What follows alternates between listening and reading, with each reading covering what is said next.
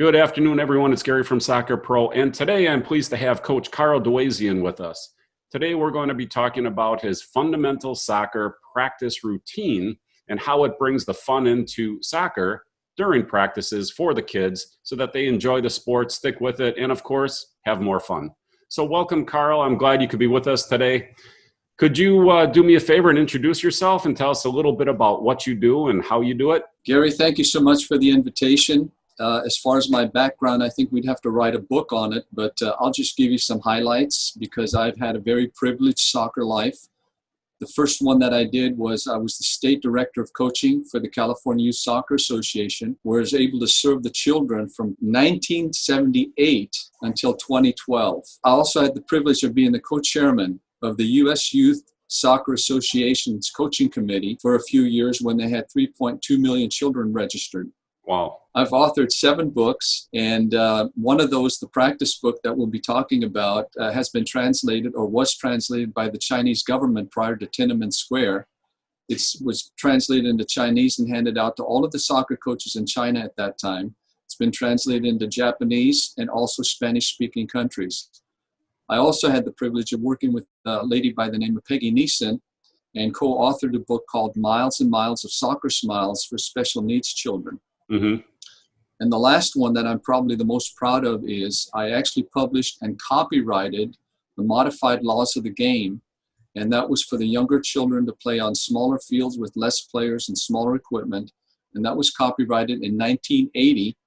And if you know the background of this, finally 37 years later, the United States Soccer Federation mandated those modified laws with some adjustments, obviously. And it's now the program for the whole country where children are playing small-sided games with small equipment and with less players on the field. Yeah, that's a lot of writing. Well, when you get into these routines, sometimes people hear that word routine and they start to get a little panicked about it. What do you say to those folks when you're presenting this type of program to them and they worry about the fact that it's a routine versus, let's say, creative decision-making playing that is kind of in vogue right now? Sure. What I try to tell them is that our life is a routine, right? So, for example, we go to bed at night, we get up in the morning, and all you need to do is just ask your wife to sleep on the other side of the bed some night and see what happens. Once you break the routine, everything starts falling apart. And with children, unless they know what to expect next, you're going to have to take a lot of time to talk to them again what you want. But once they're in a routine, especially using buzzwords, if you simplify it, once you start using buzzwords and simplify it, they'll be able to just respond to what you're trying to teach them. Yeah, I can tell you from our experience at Soccer Labs, which is the other hat we have Soccer Pro software, and then we have Soccer Labs as our technical training center. What I found surprisingly was that these kids actually like the routine. So when we have a dribbling warm-up, for example, it's the same one. I don't try to vary it all that much. We might do more of it or less of it. But as far as the warm-up is concerned, it's going to be the same thing. It's going to be our outside, inside, rake touching, U-turns. There's some other moves that we'll do sometimes we do, sometimes we don't. But what I've found is that the kids actually like that routine because they become successful. They know how to dribble with both feet. And then even when we get some new kids in there, it's almost like they enjoy showing off their proficiency in this type of move, that they can do these different moves. And I think that without the routine, all of a sudden they get overwhelmed. They can't think like, oh my God, I'm always trying to figure out something new. I never really master anything. And to me, that routine is important because that does give them some form of mastery. It builds up their confidence knowing they can do those things. So I kind of like the routine. I think it's important. Well, all you have to do is ask a person, is it possible to do anything twice? And I mean anything. For example, right now, if I tossed you a pen and I asked you to catch it, you'd be able to catch it, right? Right. The second time I tossed it to you, would it be the exact same toss? Would you have the exact same thought going through your mind to catch it? No. Okay, because now you've already learned, right? On the first one, you caught it in a certain position. And the second one, maybe I would try to toss it to the same spot, but my intent is going to be different because my thought is to try to hit that target. So the first toss was just a natural one. The second one is going to be, oh, I'm thinking about it. Mm-hmm. By the time you're to the third one, and anyway, you need to have something that's repetitive. And children, if you take a look at them, how do they learn? Everything's repetition. Right. Right? The songs, I mean, you name it. At school, you take teachers that try to change the curriculum every once in a while, or let's say you have a rainy day, all of a sudden the routine is broken and the kids' attention leave. Mm-hmm. I get into this same topic when it comes to gameplay, that, okay, I talked about dribbling. That's one thing. And I also look at it, that's the technical center. But also what I've done is enough studying of the video of games. And there's certain trends and traits that these kids will always do based on certain ways they play. And if they want to be more successful, there's a routine that they should be following. There's some patterns that they don't really need to think about. And they will play much quicker because they're not getting the ball thinking like this and then reacting. And what I'm always trying to get the players to do is say, look, in this situation, which is common, right? Take a common situation and say, all I want you to do is one thing. I don't want you to get the ball and think. I want you, let's say a center midfielder. I want you to get the ball, and your primary mission is to transition the ball. That's what I want you to do. And every once in a while, it won't be a good decision, right? And maybe you'll stop before you do it. But I want you to get that ball and automatically rotate and think about that transition, because you will play much faster. And it's like dribbling. Okay, so people say decision making. Well, I don't think they should make decisions all the time, because we don't want them making decisions about dribbling. We don't want them thinking about it. We want it to be automatic. They only get to be automatic through routine. It becomes a reflex. And then the reflexes are fast, thinking is slow. So how do we get them to play fast soccer? Take away thinking and replace it with reflex. And then they will be a faster, more efficient player, so that they have time to think about the higher level things instead of thinking about low level things.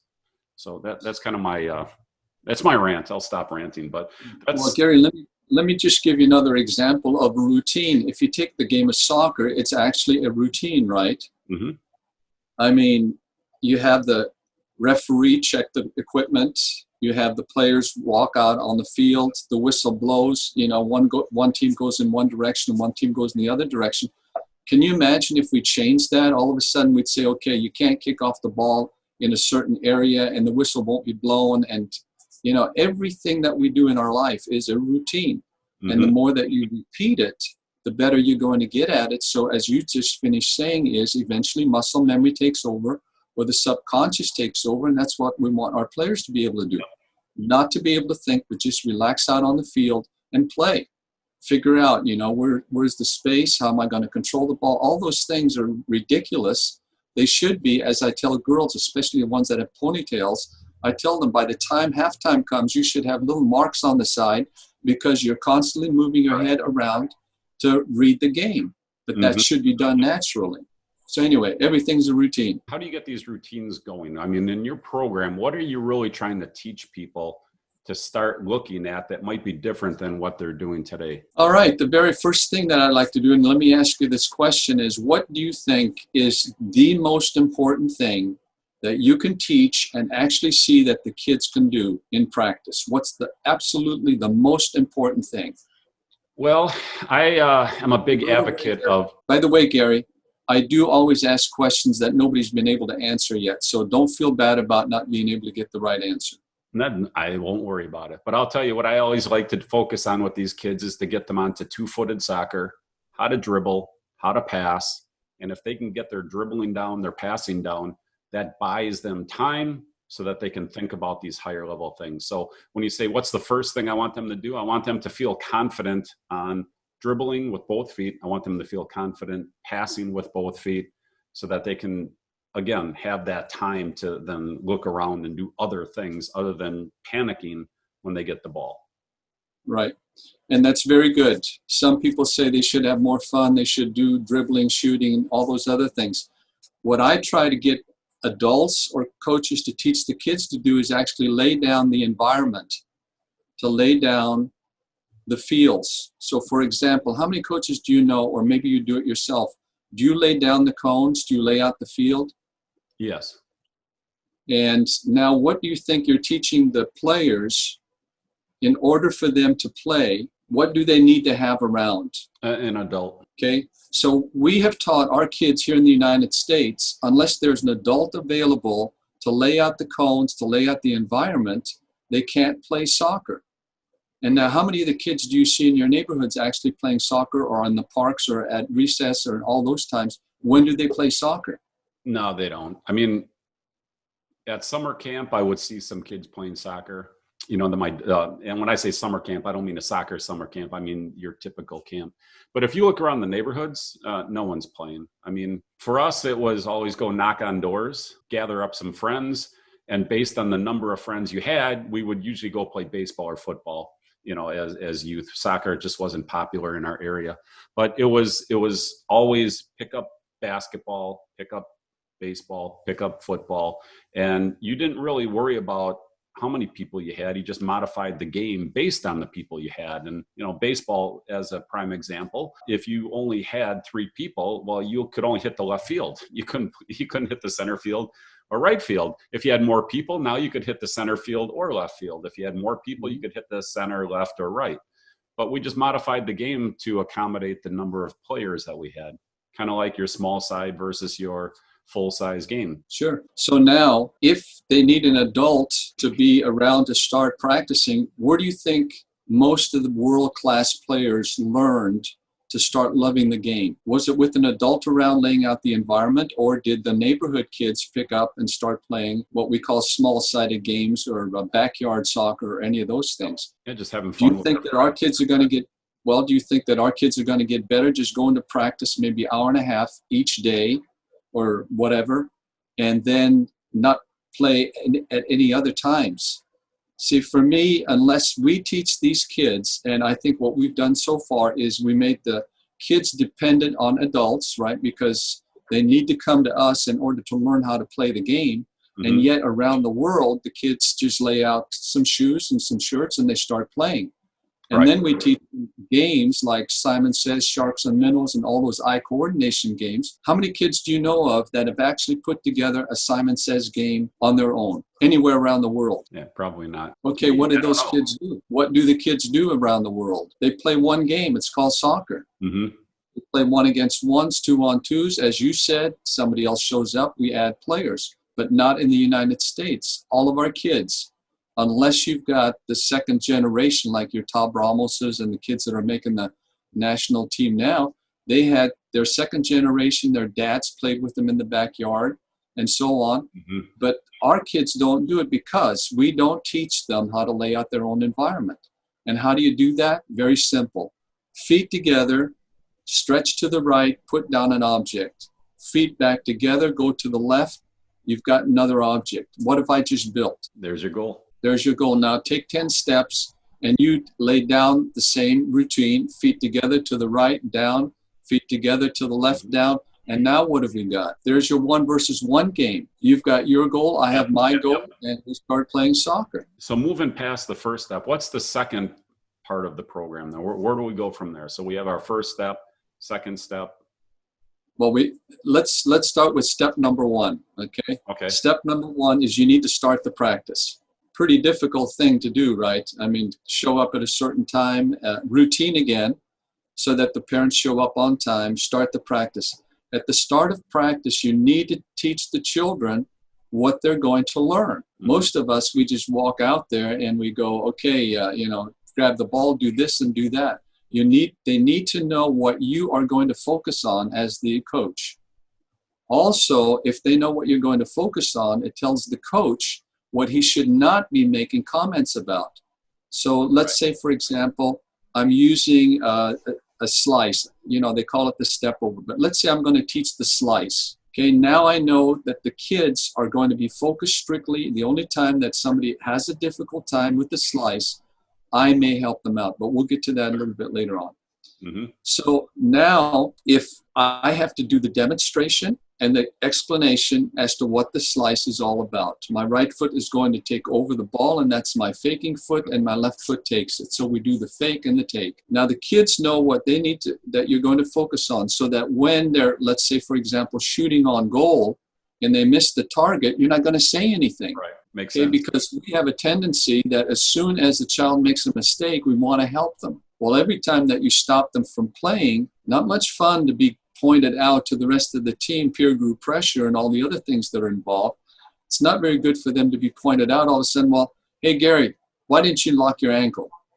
Well, coach, I'm focusing on doing the slice. Right. You know? Right. So what you do is you get a chance to leave the players alone to experiment and fail their way to success by not talking all the time. And all you would do is talk about the slice. Okay? If you can't demonstrate or explain, have one of your better players demonstrate and explain. And to me, that's much better. Mm-hmm. Because if you have a player who is good at doing a particular technique, what you do is you make that technique the buzzword for the team. So let's say that Gary does a good slice. From here on in, it's not called the slice, but it's called the Gary. Now what I'm doing is I'm giving you a little bit of ego. Yeah, right? Oh, man, we're going to be doing Gary. But it's very important that what you do is now take the time and have each one of the players become good at becoming the demonstrator and the explainer for a technique sometime during the season, so that every child becomes the captain or, you know, whatever you have. Well, that's interesting you say that, because I published something about that same topic where I have kids go and do the moves, and then I name them after the kids exactly like you said. So this is a third-party endorsement, basically, of what you're saying, because I do the same thing. And what happens is that whole ego kicks in, and then they all want to have a move named after themselves so that they can be the demonstrator and have that named after them. So I was sitting here looking, it's like, wow, that's deja vu. I thought of that myself, but no, I guess I didn't. But it works extremely well. And the other part is the communication, because I sit there sometimes and trying to explain something to a kid, and I'll say it over and over and over again. And I realize it's like, you know what? I can sit here all day and explain it to them. They're never going to get it. So I'll just take a kid, like you said, exactly what you said, that is good at that. And I'll just say, hey, Jim, go show him how to do that, because, you know, go work with him. Because I get to a point where I realize they're never going to understand what I'm telling them. So why should I keep talking? It's not working. Yeah, well, children communicate much better with each other than we do, because we have our language and they have theirs. Right. And they explain it just a little bit different. And what you're doing is you're also giving the kids a role model, because eventually this child's going to say, boy, if he can do it, I should learn how to do it. Mm-hmm. Well, where's he going to do it? He's got to go home and practice, so that when he comes back and can say, Coach, check this out. I can do the Gary now. Right. And it's kind of bad when we've been doing this for so long that I forget what the actual names of the moves are. And I just know them, you know, based on the kid's name. I'm like, I should know this. What is that? What is that name? You know, it's like, no, we call that the Franzarella. What is that thing? You know, but I don't even know what they are half the time anymore.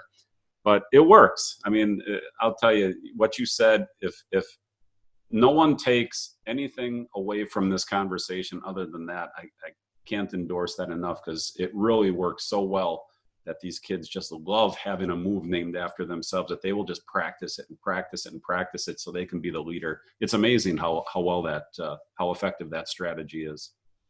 Yeah, well, hopefully they'll take more away, because some of the things that I'm going to be teaching you is you're going to go, why didn't I think of that? Yeah, yeah. So let's go on to the next step. Yeah, so you have number 3. No, we're not. We're still on step 1. Oh, okay. So I'm getting ahead of you then. All right. Yes. So let's keep going then. We have step 1, which is the demonstration explanation, starting the practice. And you have to start it on time. Why on time? Because you have to get the parents used to the routine that coach starts at 3 o'clock, not right. 3:01 or 3:02. Mm-hmm. The next step is step 2, and we call it the warm-up. Okay, and the warm-up is you put them into a fundamental square, and you have to use your imagine on this one. But the fundamental square, every player has a ball. Mm-hmm. And now the player uses their imagination that they're doing the move against an imaginary opponent. Mm-hmm. So now there's no pressure. They're doing the slice or the Gary in this case. And if you see a child having a difficult time with it, what you don't do is take them, or you can take them off and individually teach them how to do it, because all the kids are moving around doing their thing. Yep. Or you take one of the better players, or you take Gary to go to that player and he teaches them how to do it. So as the kids are participating, what you do as a coach is you observe to find out who needs some help. Mm-hmm. And you may have 4 players who need help, but I'll tell you, you'll have 4 players who can do the Gary. Yep. So those 4 tag up with these 4, and as they are still moving around. The other thing I like about the fundamental square is because it's game related, all the players are moving around. They're not going through cones, which never happens in the game, by the way, but they're moving around with bodies. So what they have to do is figure out, do I shield the ball now? Do I, left foot? Do I do this? They have to make decisions while they're moving around the grid with their own ball. Okay, so we've got every player with the ball working on the Gary. Do you have any questions on that one? No, that makes sense. All right. And so then we go to step number 3. Well, just one comment on that, just to go back. You were saying with the bodies. When we started doing what we call the U-turns, where we go laterally and through the cones, right? Just for dribbling. It's just a dribbling warm-up exercise. Then we modified it. So now we have them weaving back and forth against each other. And at first I thought, well, geez, I can't do that because they're going to run into each other and someone's going to get hurt. And then I thought, no, wait a second. That'll force them to keep their eyes up. And it does. When they have to go through and pass by bodies, it's exactly what you were saying. They start to maneuver the ball differently. They start to shield it differently so it doesn't get knocked by someone else. And you see it. It's very effective. Well, the one thing you always have to ask yourself as a coach is, could it or does it happen in the game? If the answer is yes, you have to practice it. Yep. If the answer is no, why do you waste your time, putting these kids through something that's not going to benefit them in the long run? Right. And they have to make decisions every time that there's a body moving someplace, and they could be behind and front from the side. They need to, again, through routine, they'll figure out, eventually that, oh, there's a body here, I need to move it there. So if the answer is yes, practice it. If it doesn't happen in the game, if the answer is no, don't practice it. Okay?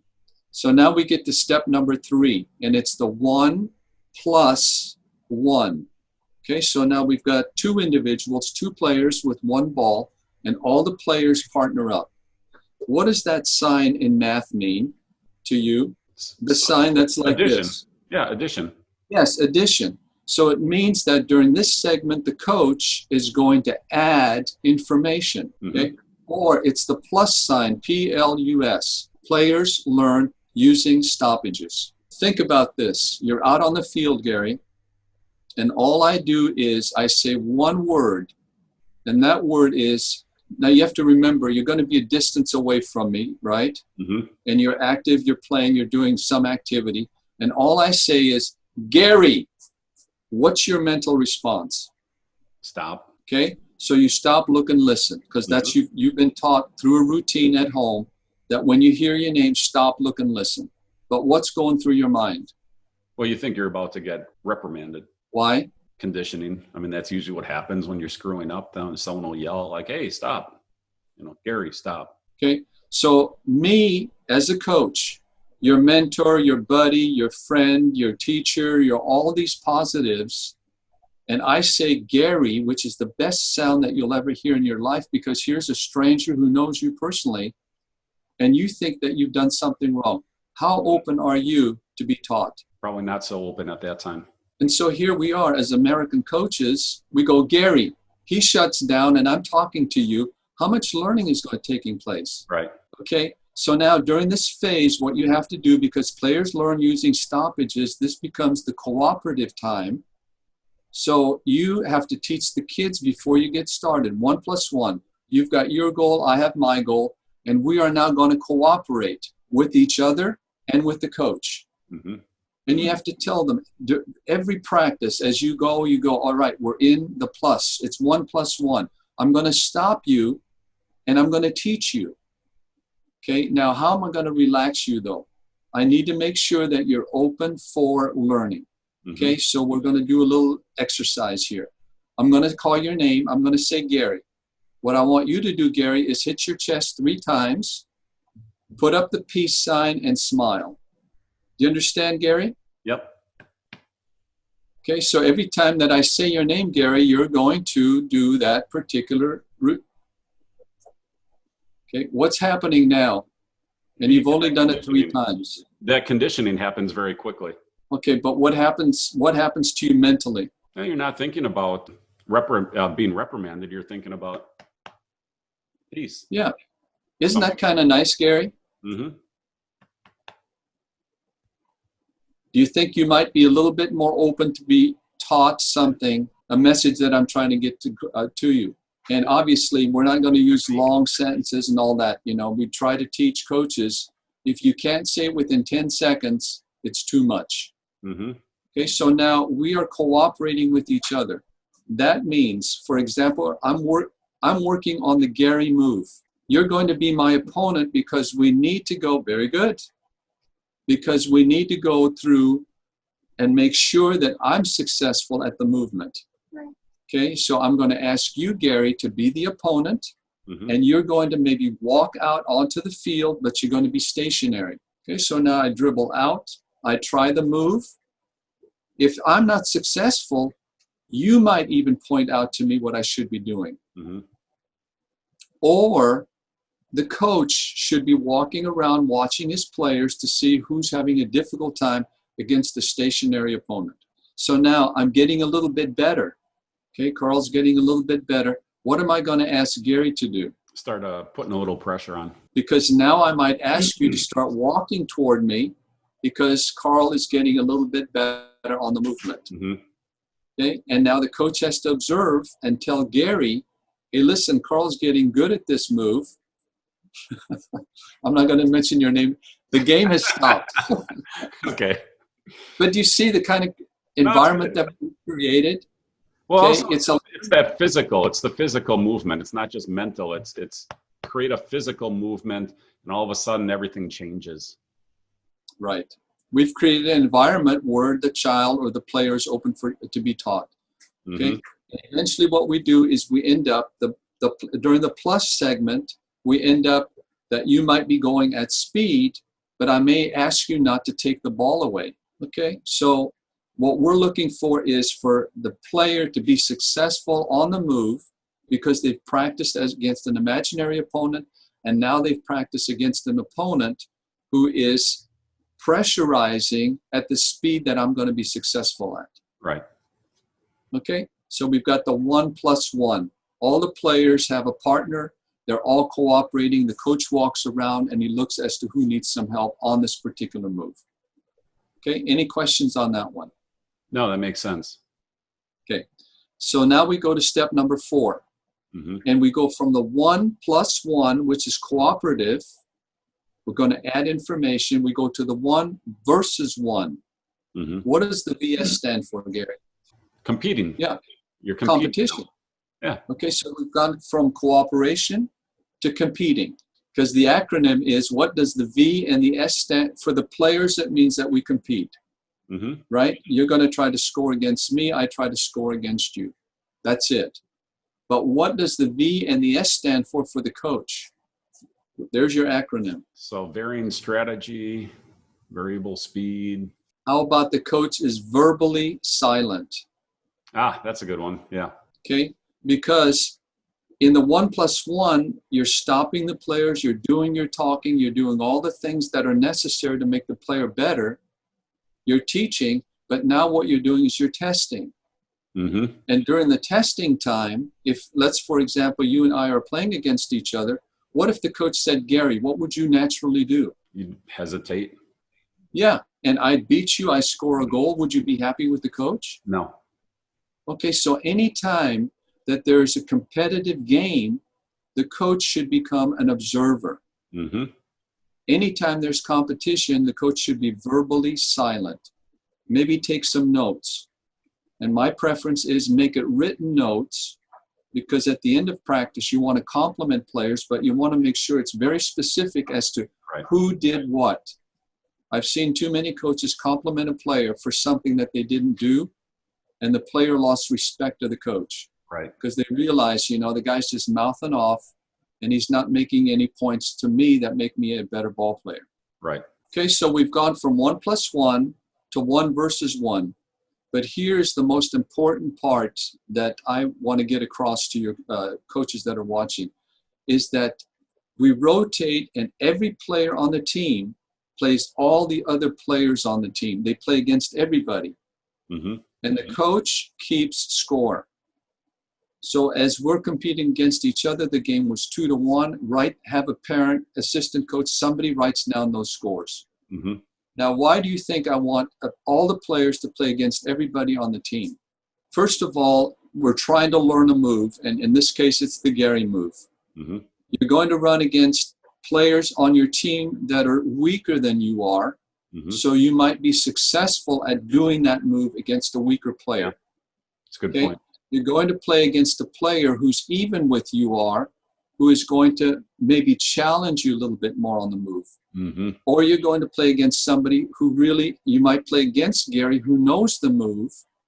And now I'm going to visually learn from you because you're beating me all the time. Right. So you want to play all the players on the team. That way you get to practice it, to get challenged, and to get beaten at it. Okay. Mm-hmm. So that the player goes through all different 3 phases, just like he did with the without pressure, with some pressure, and speed pressure. It's the same thing. Play all the players. Mm-hmm. Now, what's very important to me is you keep score as to who plays who, and you tabulate that. And your players in the 1-versus-1 games, the top, depending on what age group you're playing, but the top number of players become your starters. The other players become your substitutes. So that when mom and dad, when the parent walks up and he says, "Why is my kid not starting?" you show him the chart. Mm-hmm. Okay, so there's no emotion involved as to, well, my kid, he's the greatest player on the planet. Well, as far as him playing against his teammates, he's not a starter yet.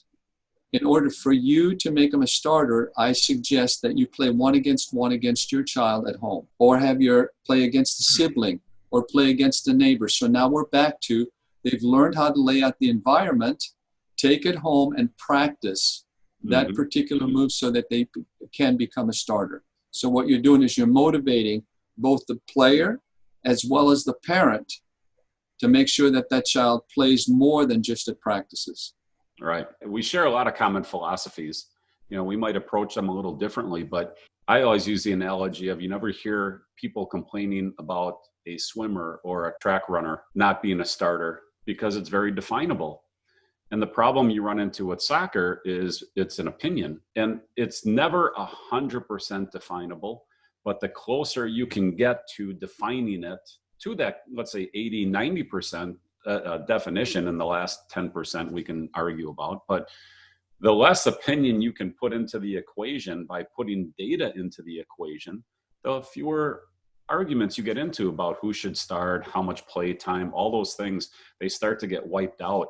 Again, not 100%, but you can always reduce just by putting data in. All right, so now what do you think? I don't know if you've played 1-against-1, but let's say that you've got 18 players, so you have 17 minutes of 1-against-1 games. How do you think the players are going to feel at the end of that? Pretty tired. Pretty tired. And what we try to do is encourage younger age groups, maybe 30-second games, with the older age group up to a minute. And I can guarantee you, you don't want to go beyond a minute. But here's what's important. Make sure that when you're playing your 1-against-1 game, that when they score a goal, you put it through my cone, that they follow their shot, which has to be a habit. So we don't stop the game just because they scored. They can get the ball and score in the opposite direction. Right. Yep. Same goal. Okay, I can score on your goal going in this direction and back and forth. So if you're lazy and you're waiting in the middle, I just go back and forth here, and all I do is score goals. And what you're doing is you're putting me up on the chart so I become a starter while I get to sit on the bench. Yep. Okay, so no side boundaries. Okay, there's no out of bounds because there's nobody to throw it into. But the reason I like no side boundaries is I like for the ball to get in the way of other 1v1 games, because now the players have to do what? Make a decision. How do I get out of this mess in order to get and score my goal in our field at this time? So you may have 9 fields all playing at the same time. You start the game, you stop the game, and then you take scores. While you're taking scores, obviously they get a chance to relax for a couple of seconds, but you rotate all the players around, playing 1-against-1. They're tired like they should be at halftime. So now you take into step number 5, which is take a break. And I'm telling you, Yes. Carl, just to back up there, when you're doing your Yes. 1v1s and you're keeping score, what happens when these players don't, I mean, what if they just don't score? You just get zeros then, right? 0 points. Okay. Yes. And one other thing that's also important, let's say that you've got one wise guy and he really, instead of, and you change the way that you score goals. You could have them just dribbling across. You could have them shooting across, from distance. So you make rules up that are going to fit your particular theme at that time. They can score a goal by doing a Gary and score a goal that could be 3 points. Yeah, right. Change the way that you use that. But let's say you've got a wise guy who really kicks the ball a long way away. Well, at the end of that minute, the whistle blows and you've got to get back to your goal. Between the two players, let's say you and I are competing against each other and the ball is way out there. Now, it depends on who is back to their goal as to who gets the next point. So the whole team competes. Okay. Am I making sense? Yeah. The whole team competes, and if you are way out there and you've got to run 40 yards to get back, you might be the last one. You might give everybody 5 points, but you don't get any. Why? Because you're the wise guy who blasted the ball, couldn't get back to the cone in time, where the rest of the team was waiting for you. Right. So what you're doing is, in a way, you're punishing the child, but without telling them that don't do that. Right. They figure it out. After a little while, you tell them, hey, why don't you blast it farther? Use reverse psychology. Yeah. Okay. So at halftime, you might go up to that one individual player and tell them, listen, the reason is, or not, I'm sorry, you shouldn't say listen. What you should do is you should ask them. Always ask questions to find out where the child or the player's coming from. So as you're walking over, you should ask them, why do you think everybody on the team got 5 points, but you didn't? Okay, so what you want to do is reinforce what you're trying to teach, and that is, let's keep it within the boundaries. Okay, halftime, you do the typical things that you would do on Saturday. Mm-hmm. And I mean right down to the routine. If you're going to have Gatorade practice. Don't have the kids, drinking water during practice and then give them some sugary drink during the game. Right. Everything should be the same. And with the little tiny ones, what you need to do is practice where they gather up and they go into a certain area so that they don't run over to their moms and dads, and then you have to look for kids. Right. Okay, so the routine should be set up, and it's the exact same time that you would have during the game on Saturday, because you want the body to be able to adjust to how much rest am I going to get. Mm-hmm. But during this time also, what you do is you get them ready for the second half of practice. Okay, so step number 6 is small-sided games. So trick question again. What's the smallest small-sided game that you can think of? Well, it can't be 1v1 because you just did that. So 2v2. Okay, so we always go even, and these kids are trying to learn a new technique, which might be the Gary. Mm-hmm. Okay, and already we're putting player up against player. How much success are they going to have if they're having trouble in the 1+1 and 1 versus 1 if they're playing this kind of a game? Well, probably more. What's the smallest sided game that you can think of? How about 2 against nobody? Is that a small sided game? Well, I mean, I guess it depends how you define it. That could be considered skills building, or it could be a small sided game. I mean, when I think of small sided games, I'm usually thinking of competitions, but maybe that's not the way you're viewing it. Well, think about it. The players can't do it as individuals, and all of a sudden you toss more players out there. What are the odds of them being able to do it now? Well, right. No, I agree with you. I mean, if they can't do it. Well, I don't want you to agree with me. I don't want you to agree with me. I just want you to think about it, because this is what we do to our kids. We go, okay, you can't do it over here 1 against 1, but I'll throw more players out there and let's see what you do now. Mm-hmm. And now the success rate goes down, and maybe that's one of the reasons why kids aren't learning. Okay, but the smallest small-sided game could be 2 against 0. Yes. But we don't want to do that, right? Because that doesn't happen in the game. There's always an opponent. Mm-hmm. So What's the small-sided game that you can think of now? I like a 2v1. Okay? And so you're already doing a 2 versus 1, and I'm going to ask you to do another game before this one. What do you think it's going to be? Well, you got me stumped. That's what I'm trying to do, because I told you I'll have a lot of trick questions, because you need to teach these 3 players, right? Yep. How did you teach them when we only had 2 players going? Remember we had the plus game? Yep. Okay, so now we start out with 2 plus 1. Players, I'm going to stop you. I'm going to teach you. You're going to cooperate with your other players. You're going to cooperate with the coach. So you have to have a teaching time where they aren't going to feel bad because I say, Gary, and what are you going to do in this game? See? But we always start out 2 versus 1, and now the kids are going at speed. Nothing happens, no success. You need to always have success. Mm-hmm. So we start out with the 2 plus 1 game. And I might ask the 1 player to be cooperative. I might ask the 2 players to cooperate. You know, it's up to the coach to decide what is it that he's trying to make sure that the players are successful at. Make sense? Yep. Okay, let's say now that you've practiced for 2 weeks and the 2 plus 1 is working, and you know you're going to go to 2 versus 1, mm-hmm. and it's working. What's your next game going to be, small-sided? Well, I mean, just adding more numbers into it. How many? The next increment would be 1, so you could either go 2v1, 3v1, or you could go 2v2. There you go. But what we usually do is, okay, let's throw more players out there. There has to be a reason why you either put more players on one team or the other team. But it's always 1 player at a time.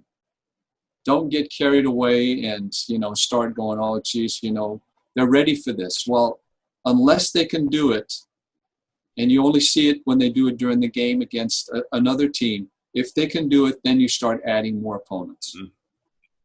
Okay?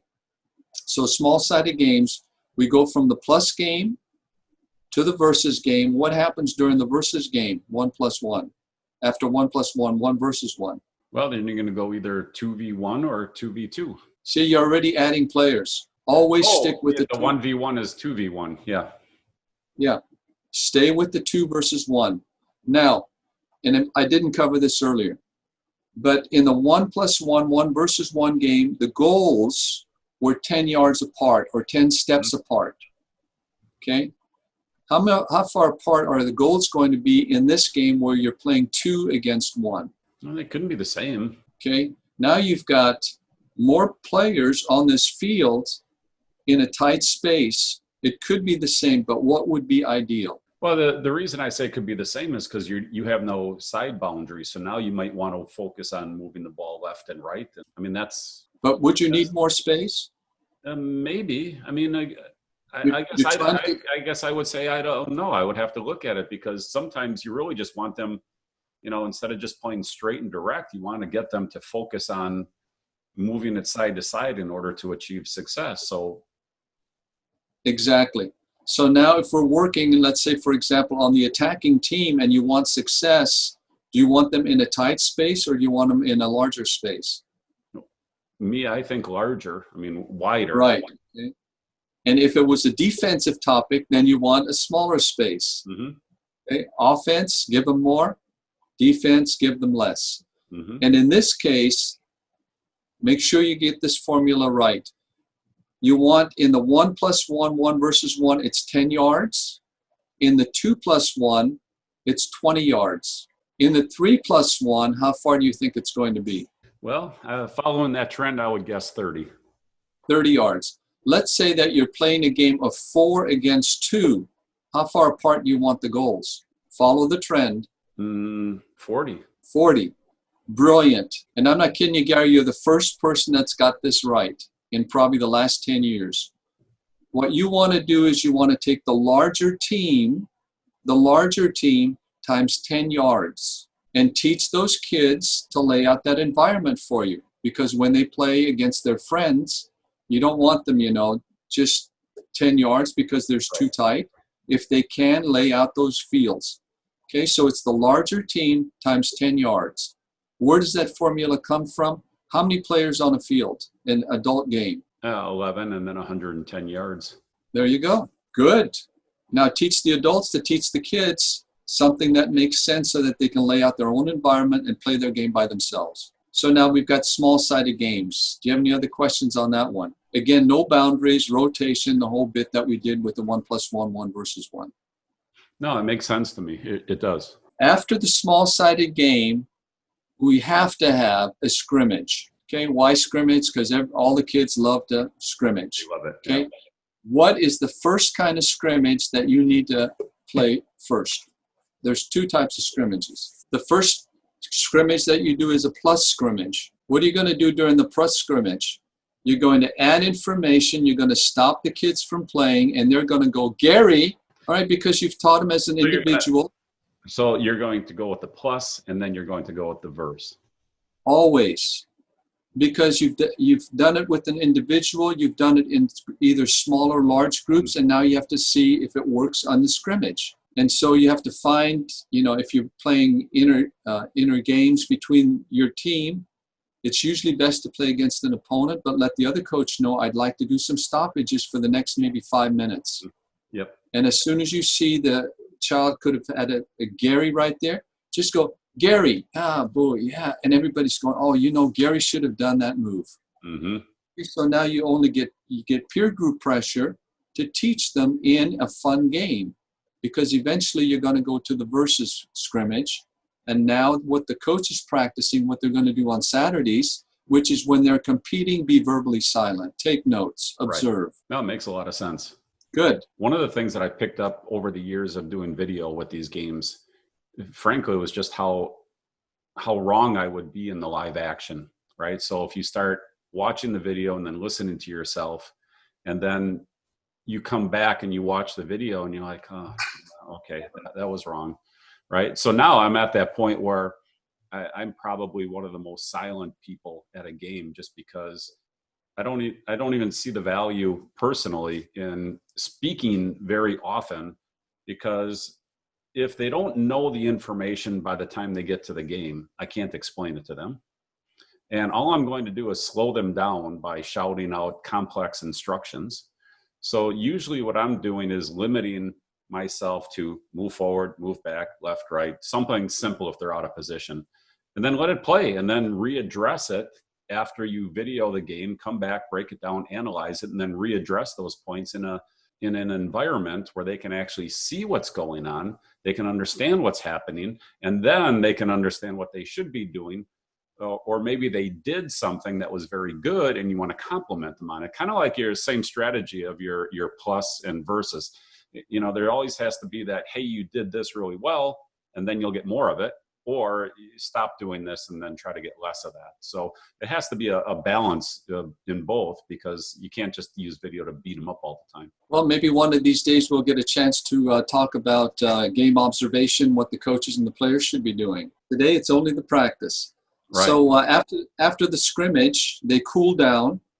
And to me, what's most important about the cool down, physical, okay, but you need to walk up to every single child, every single player, and give them a compliment. No criticisms, something about, and it's individual, and hopefully you've taken a good note as to what they did well. Or, if they didn't do anything well, at least tell them that they dressed nice and thank you for giving me your time and coming out. Because one of the tendencies that we have is we always compliment, and this is subconscious, but we always compliment the best players, and we don't give a lot of compliments to the weakest players, and they're the ones that may end up being your best ball player in the long run. Yep. Why? Because they've got this, this thing on their shoulder is, man, I never get to start, I never get recognized, so they work harder. Where the ones that are good right now, they might be good because they're a little bit more mature physically. Mm-hmm. But they're not very hard workers. So you need to make sure that all of the kids privately are given a compliment, and you do that during the cool down. And then you have to end the practice. So that's your 9th step. And ending the practice, you review what you were trying to teach. Mm-hmm. You compliment all of the team members. You may point out a couple of the kids, or the kids can point each out, one of the outstanding practicers. Yep. But then the most important thing for me, and you mentioned it earlier, is a lot of communities, we don't get the facilities anymore. And I'd like for the kids to clean up afterwards, okay? Because we want the city and park people going, man, we need those soccer people out there because at least they'll pick up the garbage where the rest of these clowns, you know, they're leaving the thing filthy. So those are the 9 steps. You start by starting the practice. You go to the warm-up. From the warm-up, you go 1+1 to 1 versus 1. Take a halftime break, small-sided games, scrimmage, cool down, and end the practice. And then, of course, you can build all sorts of things within that framework, can't you? You're the coach. And, you know, I challenge people. They go, well, what about? And I go, well, where would it fit? And let me give you an example. Let's say, for example, that I'm working on the corner kick. Okay. What's the first thing that you have to do to find who's going to take the corners? Someone who can get the ball from the corner to where you want it to be distributed. Okay. How do you find out who's capable of doing it? Well, everyone has to take that kick. Absolutely. But usually we go, oh, well, this kid's good, so we put him over there, and we don't try the rest of the kids. To me, you try all the players on the team, but while we're doing the corner kick tryout, what are the rest of the kids doing? They're trying to get the ball in the net. Remember, you're working on the corner kick. You want to see if I have a player to get the ball from here to there. What's the rest of the team doing? Let's say you've got 11 players. You've got one who's trying to kick, maybe one who's trying to receive, and the goalkeeper. What are the rest of them doing? Oh, I see what you're saying. I thought you were saying you were working on the set play and actually had the team in the box, you know, for the whole thing. But in that case, what you're probably going to see is all those kids standing there, you know, a bunch of kids doing nothing. Okay, so you'd like to have the kids just standing around watching one kid at a time kick the ball. No, I'm saying that's what often will happen, but there's no reason for it. That always happens. My question is, while you're doing on a specialist, why not have the rest of the kids play a scrimmage? Yeah. Why can't they play small-sided games? Why can't the assistant coach or one of the parents watch those kids or let them referee themselves? Yeah, just play. Okay? You're specializing, the rest of them are playing. That's the key to your practices. Okay, so now, on the corner kick, which part of the foot are you going to use? Right there on that, you want to hit that bone. Okay, so you're on the instep, right? Yeah. Okay, so now, in order to get the repetition, what you do is you demonstrate, step 1, start the practice, and you show them where that ball is going to be hit on the corner kick. In the fundamental square, what do you think you're going to ask the kids to do when they're dribbling the ball? Put it on the same spot. Use the instep. All touches with the instep for 5 minutes or so. When they're playing the 1+1, what are you going to ask them to do when they're dribbling? Pass the ball with the instep, receive it with the instep. Everything is instep, instep, instep. Once you get to small-sided games, they're playing while you're practicing to find out who can do what. Keep it on the instep. There you go. It's just a quick example. I mean, if we went to set plays, there's an awful lot of things that I can talk about. We can do that sometime in the future. We all look at things from a different, you know, from our own perspectives. And I've just seen so many corner kicks where they don't have an idea of what they're doing on the set play. So when you were asking that question, my mind is automatically thinking, well, those kids need to be in the position they're going to receive that ball. If you're going to have one person kicking, these other guys better know what to do. But, you know, so many times they're all just like scrambling around. And then I still remember one team, you know, my daughter played on, and they had the same corner kick every time. They didn't deviate. They didn't do trick plays. They didn't try to run different schemes. It was the exact same corner kick every single time, and it was the most effective team at putting the ball in the net that she ever played on. There you go. So, okay, you sound like you want to hear a little bit more about corner kick. So let's get down to, you've got a kicker. You finally found someone that can get the ball, but where are they usually getting the ball to? You have to find out where that ball usually lands. And that's where you get your first attacker involved. Okay, it might be somebody, now you're going to be looking for another player who can, let's say the ball is always low, it's a driven ball. Now you need to find somebody who might be able to volley. Or you might find somebody who can head the ball. I don't know the answer to that because I don't know what kind of ball is being served. Right. Okay. So now you have those two practicing, and who's in goal to begin with? You mean on defense? Yes. The keeper? Okay, so you have one keeper, you've got a kicker, and you have a receiver, 3 players. What do you ask the keeper to do in the beginning while these two are getting used to the kind of reception and release that they're going to make? Play easy, play soft. Yeah, you have a stationary or cooperative keeper. And you might have the keeper standing way on one side of the goal or way on the other side of the goal. But as the ball is flying to this first player, what are you going to ask him or her to do? Well, they need to be moving to where it's going to land. Ball in flight. Okay, ball in flight, look left and right. But in this case, our target is going to be here. So while the ball is traveling, we have to take a peripheral view as to where am I going to put the ball? Right. Okay. Now, what do I have to teach this player about where to put the ball? I tend to pick one spot. So my philosophy is when you're going to shoot, don't look at the goalkeeper because that creates target fixation. And what I want you to do is just pick a spot, and that's where you always go regardless of where the keeper is. Just shoot at that spot, and that's it. Brilliant, Gary, because the majority of the deflections, the shots, or wherever go straight to the goalkeeper. Okay, why? Because the goalkeepers have very attractive uniforms, so that now as the ball's in flight, and even professional players do this, as the ball's in flight, they take a picture of their target, which is the goalkeeper.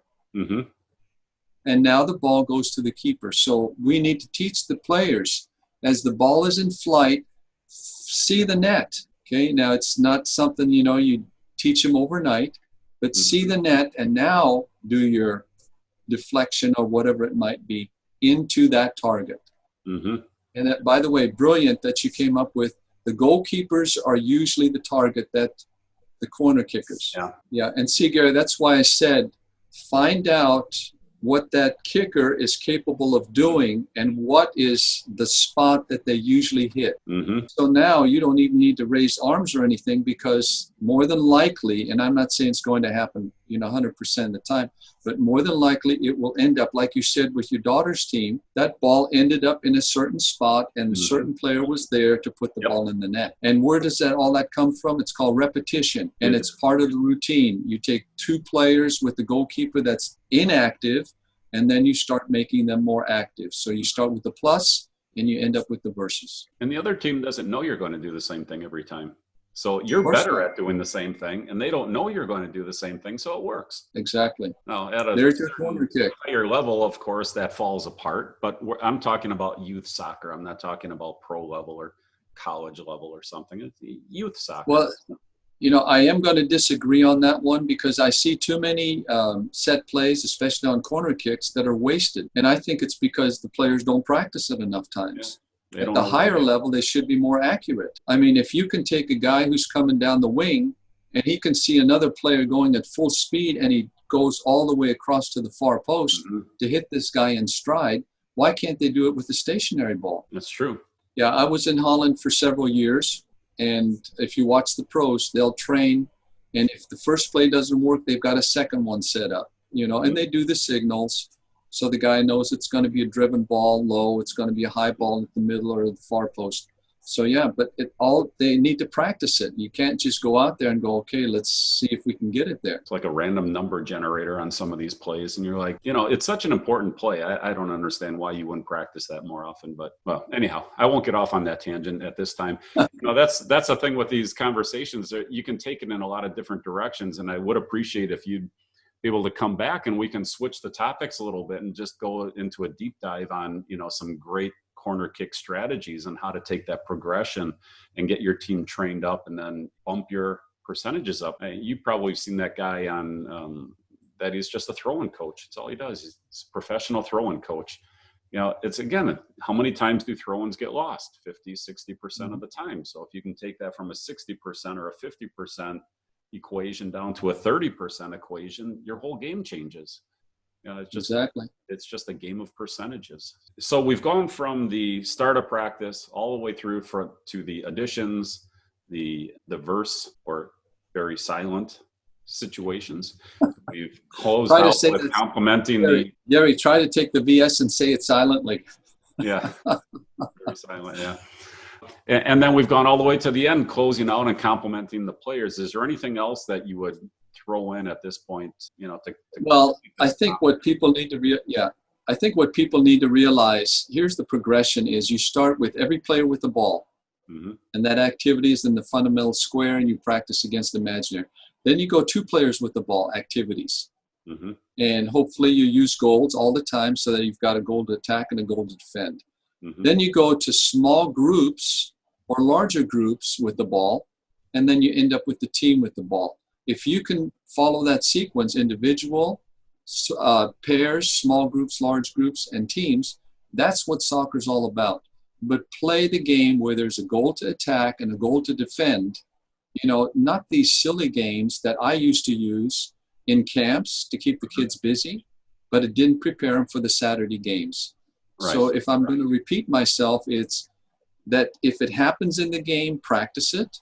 If it doesn't happen in the game, don't practice it. And every game will have 2 goals, one to attack and one to defend. Yeah. And if you don't mind, if we can send the people to www.fundamentalsoccer.com, that's the website. I answer questions there. But more importantly, I'd also like to finish with my motto, which is the outcome of our children is infinitely more important than the outcome of any game they'll ever play. Please, let's give these kids at least one childhood and make it enjoyable playing our game of soccer. And Carl, I'll put the website into this video as well, but could you just repeat that one more time for the people? Yes, 3 W's, fundamentalsoccer.com. Okay, well, that's a simple URL. That's a good one. Thank you. All right. Well, and is there some way that you send this to me where I can put it on my site and all that? I will get this copy to you, and then we're going to share it with our audience, and be happy to have you share this with your audience and get this information out there, because this is really great. It really lays out a simple process of how to create this routine, how to get the kids involved, and how to be prepared for the game on Saturday. So I really appreciate you coming out and taking the time to spend with us, Carl. And like I say, I'm looking forward to having a deep dive into some of these very specific areas like corner kicks and some of these other things that are really important to the game that may or may not be optimized for a lot of teams. Would really be my pleasure. Just let me know when and where. All right. Thank you, Carl. You have a great day, and appreciate you. Thank you, Gary.